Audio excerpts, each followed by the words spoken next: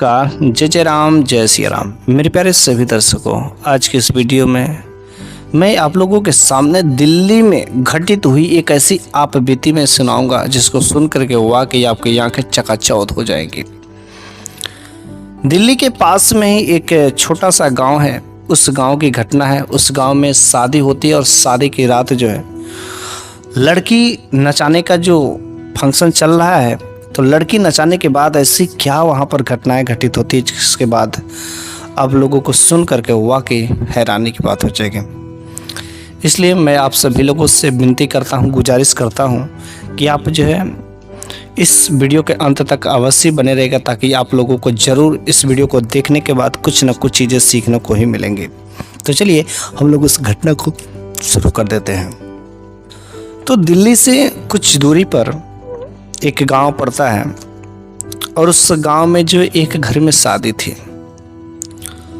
उस घर में दो भाई थे और दोनों भाई की शादी एक ही बार हो रही थी। और जो दोनों भाइयों की शादी तय हुई थी, जिस भी गांव में तय हुई थी, उस गांव में एक ही घर में दोनों एक ही बहनों से शादी हुई थी।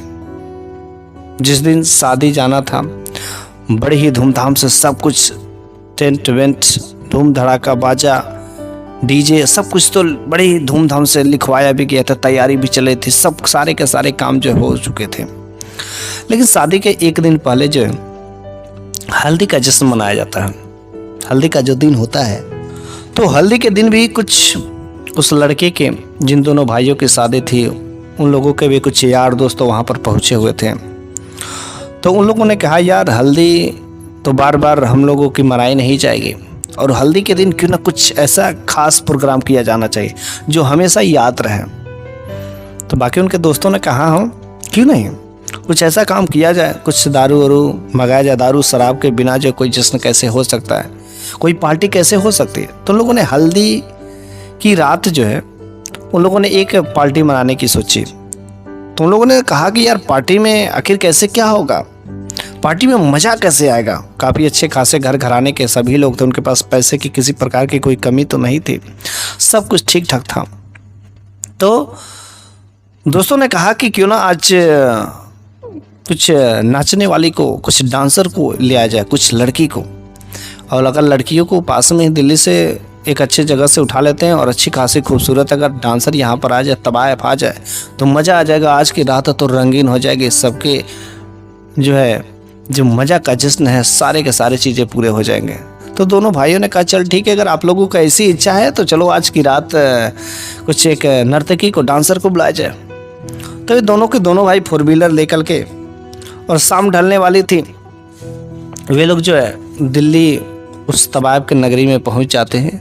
और जिस तवायब को, जिस नाचने वाली को लेना था, वह उस घर पर जाते हैं। लेकिन जब उन लोगों ने देखा तो वह जो शाम के समय में भगवान की आरती कर रहे थे, तो थोड़ा सा हाथों से इशारा किया कि कुछ समय आप बैठिए, तब तक मैं आती हूँ। वह भगवान की आरती करने के बाद, वह 5 मिनट के बाद वहाँ पर आती है, और फिर जो है आपस में बातचीत होती है। और वे दोनों के दो तवायफे जो नाचने वाले होते, दो डांसर, उन लोगों को जो उचित दाम होता है, दाम पर तय होता है, और फिर वे दोनों लोग अपने घर पर हल्दी की रात जो जश्न मनाने के लिए आते हैं लेकर के। अब तो हल्दी की रात पूरे दोस्त यार खूब मिल करके, शराब भी मंगाए गए थे, दारू अलग अलग जिस्म की, अलग अलग क्वालिटी की, खाने पीने की सारी चीज़ें वहाँ पर सब चीज़ें मौजूद थी।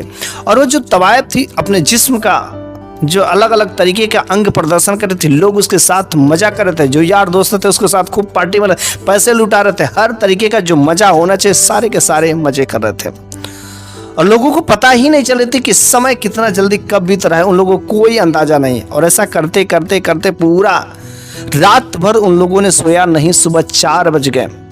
वह तो बेचारी तवायफे डांसर सोच रहे थे कि अरे अब ये लोग थक जाए और कहें बंद कर दो, बंद कर दो। लेकिन ये लोग इतने उस शराब के नशे में कि बंद करने का नाम ही नहीं ले रहे थे, और पैसे लुटाते जा रहे थे। उधर उन लोगों को क्या पैसे मिलते जा रहे, उन लोगों का एक दिन तो काम है नहीं, उन लोगों को भी मज़ा आ रहा था। लेकिन ऐसे करते करते सुबह का 4 बज जाते हैं, लेकिन तभी भी इन लोगों का मन नहीं भरता है। अभी भी कहते हैं नाच, ये गाना लगाओ, वो गाना लगाओ, ऐसे डांस करो, वैसे डांस करो, स्टेज पे जाकर डांस करो, अलग अलग तरीके से लेकिन जब सुबह 4 बज जाती है तो जहाँ पर ये लोग अपना नाचने गाने का प्रोग्राम कर रहे थे उससे ठीक सामने ही एक जो भगवान का मंदिर था, और 4 बजे के ब्रह्म मुहूर्त में प्रातः काल में उस मंदिर का पुजारी उठ करके मंदिर की साफ सफाई करके वहाँ पर जो है भगवान के सामने पूजा पाठ करने के बाद वह आरती अकेले ही कर रहे थे। तो इन तवाइफों ने देखा कि सामने जो भगवान की आरती हो रही है, तो इन लोगों ने कुछ समय के लिए जो गाने बजाने थे कुछ समय के लिए बंद कर दिया और वो भगवान के मंदिर में चले गए।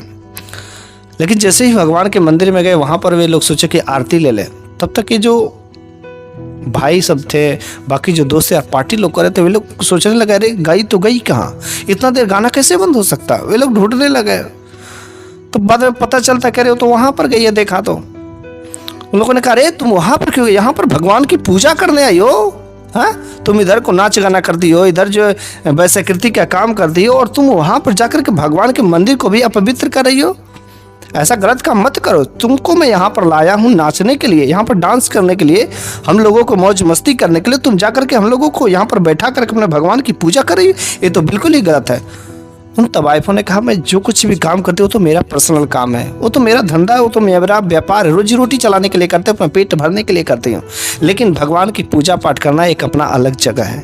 मैं इसलिए भगवान को मानते हैं, और थोड़े देर आप लोग सब्र करिए, बस मैं इनकी आरती करके बस मैं आती हूँ।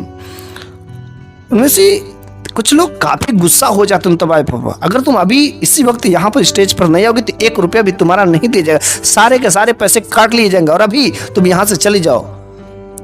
ऐसा बेचारी वह मन में सोचती कि मेरे सारे के सारे पैसे जो अभी तक हमने इतना मेहनत किया है वो सारे के सारे पैसे सब रख लेंगे, काट लेंगे, नहीं देंगे। वह बेचारी दोनों तवाइफें भगवान की वह आरती नहीं लेती हैं और फिर से आकर के अपना जिस्म का अलग नजरिया में, अलग अंदाज में जिस्म का प्रदर्शन करना शुरू कर देती हैं। सुबह 7 बज जाती है, सारे के सारे दोस्त बस यूं ही दारू के नशे में कुछ तो वहीं पर गिर गए, कुछ तो वहीं पर सो गए।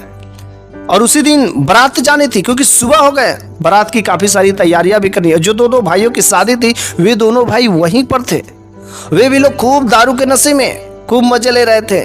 लेकिन जब सुबह हो जाता तो उन तवाइफों ने कहा अरे आपके सारे दोस्त दारू पी करके यहीं पर गिर के कुछ लोग वहां पर जाकर के सो गए, अरे मेरे को अपने घर तक कौन छोड़ेगा।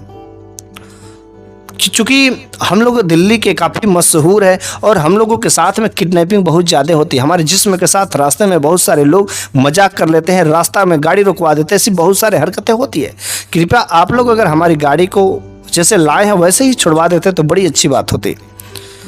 तो उन दोनों दोस्तों ने जिनकी शादी थी उन लोगों ने कहा कि आज देखो मेरी शादी है, और किसी दूसरे दोस्तों को उन लोगों ने कहा, रमेश से कहा, महेश से कहा, दिनेश से कहा, हर लोगों से कहा, लेकिन सारे के सारे नशे में धुर्त मस्त नींद आ रहे लोगों ने, सबने मना कर अरे यार हम नहीं जाएंगे, नींद आ रही है वो है। अब बेचारी इन लोगों की जिम्मेदारी बेचारी इन लोगों के सर पर ही आ पड़ा, इनकी शादी और इन्हीं को छोड़ने जाना पड़ा।